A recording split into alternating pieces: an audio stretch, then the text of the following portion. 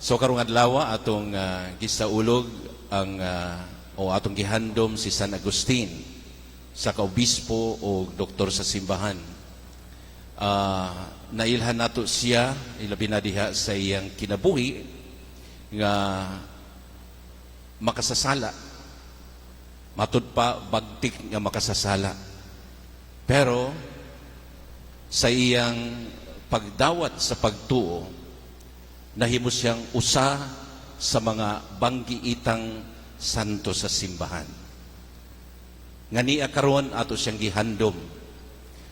Mga igsoon, matud pa sa atong unang pagbasa, nga ang tanan gipahinumduman ni San Pablo nga magpuyo nga maayo og angayan alang sa Dios. Simple ang gingon nga of course kato nagtrabaho pakanon, no? Pagpahinumdum ka nato nga dunay angay buhaton nga maayo alang sa Ginoo ug alang sa usag-usa kanato.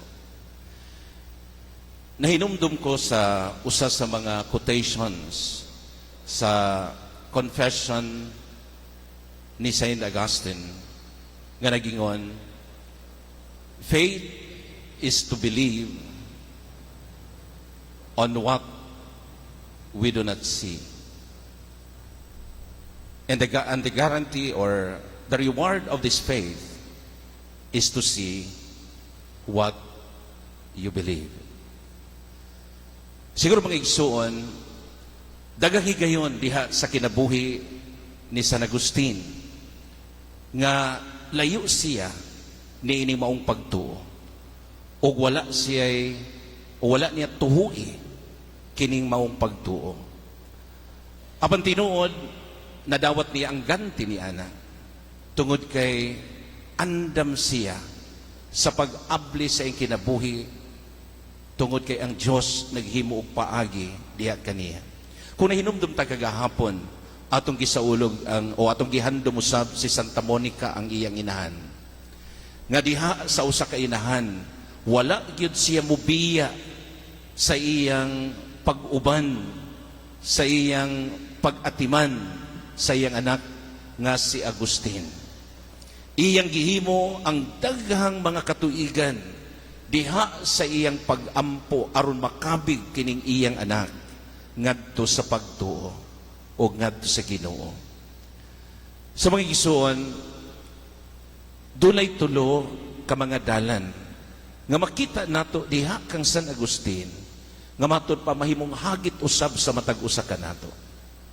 Una, conversion. Siguro tawag sa pag-usab sa atong kinabuhi. Dili lang si San Agustin ang nanginahanglan og kausaban sa kinabuhi. Nga kinahanglan mabag-o siya sa iyang pagkatao. Apan kaning maong dalan, ato usab nga subayon sa atong kinabuhi. Kay dili gayon kita mahiusa ngadto sa gugma sa Dios kung dili kita mohimo og paagi aron kita makabig pagbalik ngadto sa iyang gugma. Conversion is a call for each one of us. Tawag kini kanatong tanan. Kay lagi kita usab makasasala. Kung dili kita mobiya sa atong daang kinabuhi o sa atong pagkamakasasala, dili nato makita ang pagtuo nga atong gituuhan o dili nato madawat ang ganti nga atong gituuhan. Ikaduha mga igsoon, be open to the grace of God.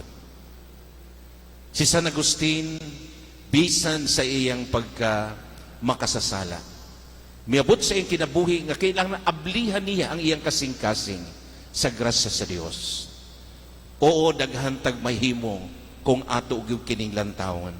Pero atong hinumduman, dili nato mahimo ang tanan kung sa atong kapasidad lamang. Nanginahanglan kita kanunay sa grasya sa Dios aron kini mutabang pagbag-o sa atong kinabuhi. Be open to the grace of God. There is always the divine grace that could always guide us into a better life.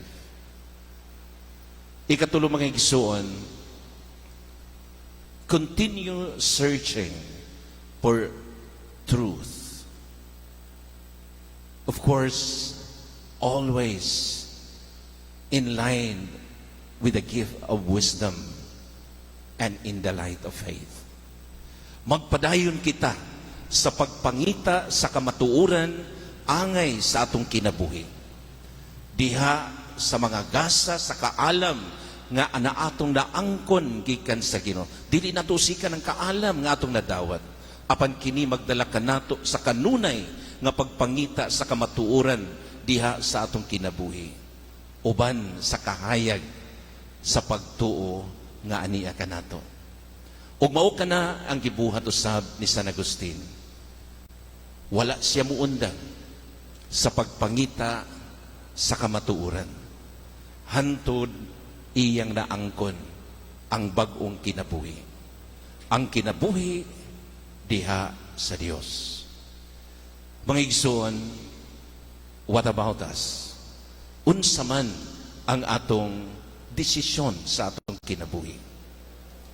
Again, this is an inspiration, this is a reflection, not only pertaining to Saint Augustine, whom we celebrate today, but this is our own journey in life.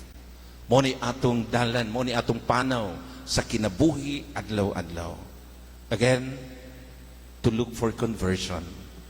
Second, to be open always for the grace of God. And thirdly, continue searching for truth, guided by the wisdom of God and always in the light of faith. Amen.